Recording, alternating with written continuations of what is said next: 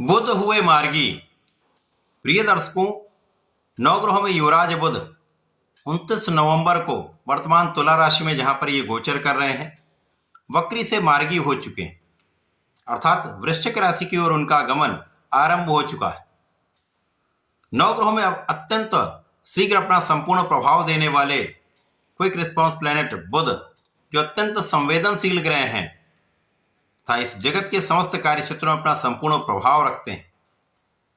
कोई भी कार्यक्षेत्र बुध के बिना संभव नहीं है, इसीलिए बुध का प्रत्येक परिवर्तन अत्यंत महत्वपूर्ण होता है।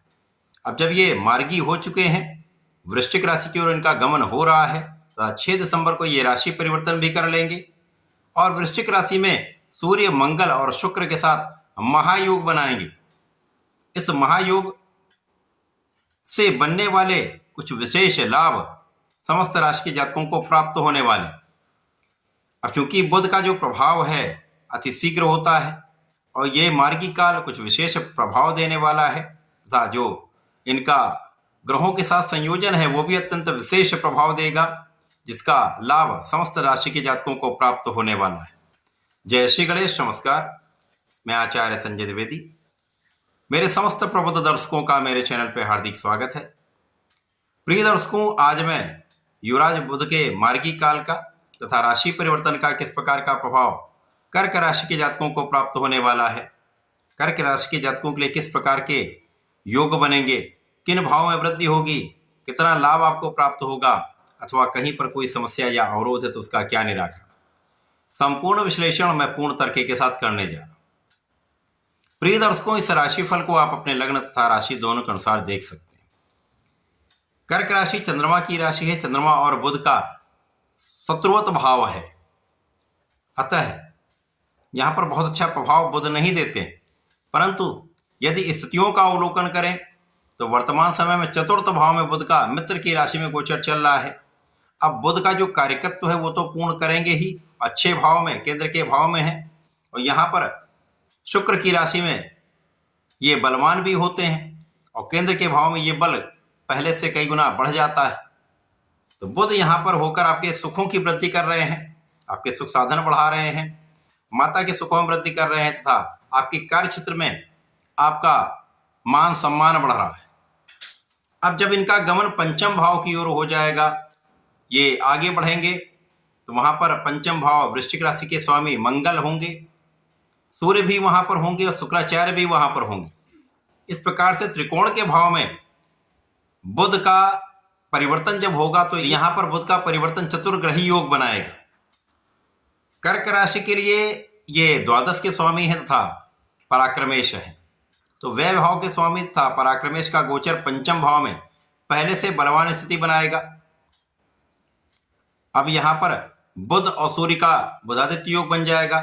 लक्ष्मी योग का निर्माण आपके पंचम भाव में होने वाला है, जिसका लाभ तो आपको निश्चित रूप से प्राप्त होगा। अब क्योंकि बुध को बुद्धि का कारक कहते हैं, बुध को शिक्षा का कारक कहते हैं, बुध को वाणी का कारक कहते हैं, इस प्रकार से इस समय में आपके इन कारक भाव में वृद्धि होने वाली है। बुध आपके शिक्षा को विस्तार देंगे। अब शिक्षा के भाव में ही ये गोचर पहुंचने भी वाला है।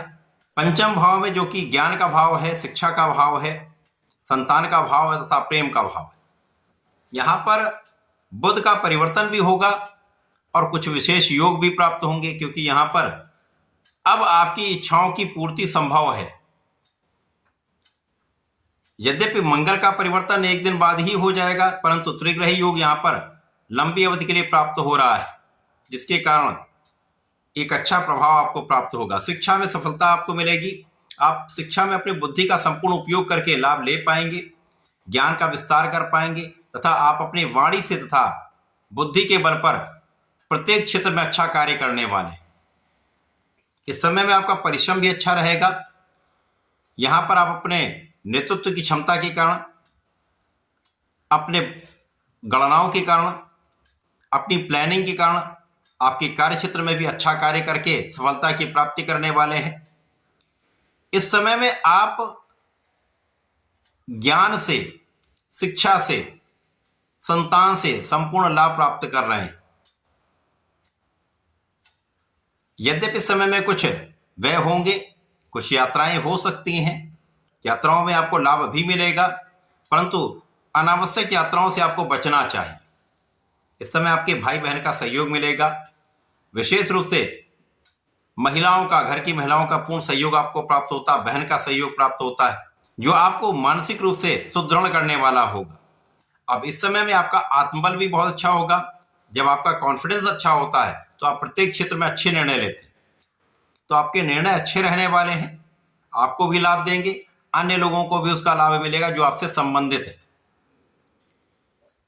इस समय में यदि आप अपने बुद्धि बल का उपयोग करते हैं, अपने मनोबल को श्रेष्ठ रखते हैं, तो किसी भी प्रकार के आप भटकाव से बचेंगे, क्योंकि इस समय कुछ भटकाव अवश्य हो सकता है।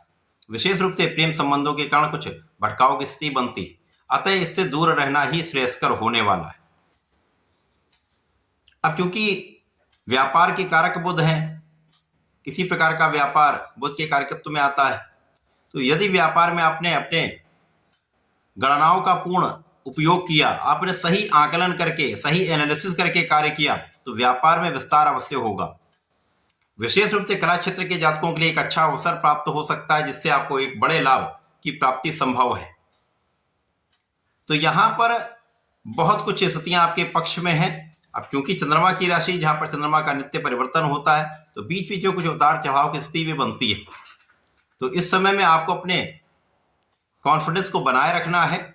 बुद्धि बल के कारण, वाणी के प्रभाव के कारण आप लाभ प्राप्त कर सकते हैं, तो उसका उपयोग करिए और अपने मार्ग को बनाने का प्रयास करिए, क्योंकि इस समय में यदि आपने प्रयास किया, आपने सही प्लानिंग की, तो आप अपने मार्ग पर सफल रहने वाले हैं। बुध का ये मार्गी काल कर्क राशि के जातकों के लिए बहुत कुछ अच्छा प्रभाव देने वाला है। केवल इस समय में अपने मन को भटकने से बचाना है तथा अपने बुद्धि बल का उपयोग करके सही दिशा में प्रयत्न करना है। इस समय में आपको नियमित रूप से भगवान गणपति की आराधना करनी चाहिए।